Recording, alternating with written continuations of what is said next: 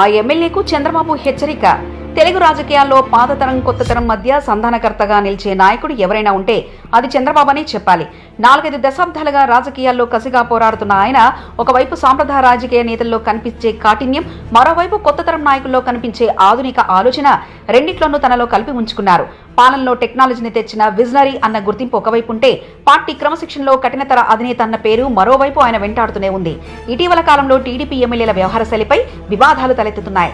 ముఖ్యంగా కొత్తగా గెలిచిన ఎమ్మెల్యేలో కొందరు గాడి తప్పే తీరు ప్రదర్శిస్తున్నారని చంద్రబాబు స్వయంగా ఒప్పుకోవడం పెద్ద చర్చకు దారితీసింది.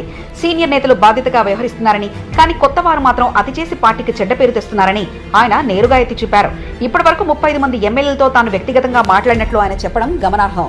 చంద్రబాబు తాజాగా చేసిన వ్యాఖ్యలు ఇప్పుడు టీడీపీ లోపలే కాకుండా మొత్తంగా రాజకీయ వర్గాల్లో హాట్ టాపిక్ అయ్యాయి. ఎవరైనా గాడి తప్పితే ఒకసారి పిలిచి చెప్తా, మారకపోతే రెండోసారి చెప్తా, కానీ మూడోసారి చెప్పడం ఉండదు, అప్పుడే కఠిన చర్యలు తప్పవు అంటూ ఆయన స్పష్టమైన వార్నింగ్ ఇచ్చారు.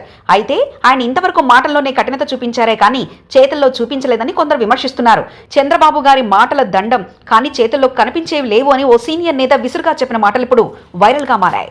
ప్రస్తుతం కూటమి ప్రభుత్వానికి చెడ్డ పేరు తెస్తున్న కొందరు ఎమ్మెల్యేలను ఎందుకు ఉపేక్షించాలనే ప్రశ్న తెలుగు తమ్ముళ్లోనూ వినిపిస్తుంది.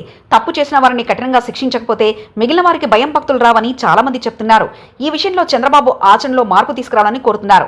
మొత్తం మీద చంద్రబాబు ఇచ్చే హెచ్చరికలు పక్కా తాటాకు చెప్పుల్లా మారిపోతున్నాయన్న విమర్శలు ఎక్కువ అవుతున్నాయి. ఆయన నిజంగానే ఈసారి మాటలు రాకుండా చేతుల్లో చూపిస్తేనే పార్టీ క్రమశిక్షణ కాపాడుతుందనేది స్పష్టమైంది.